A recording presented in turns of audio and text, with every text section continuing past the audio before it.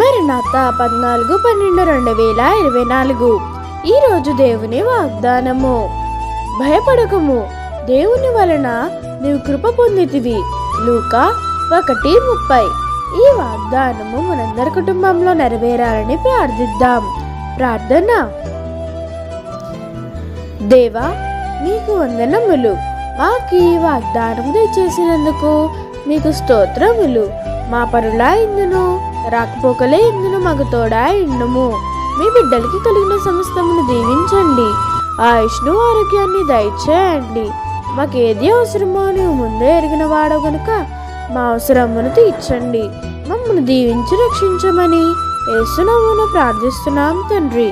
ఆమేన్. మరణాత.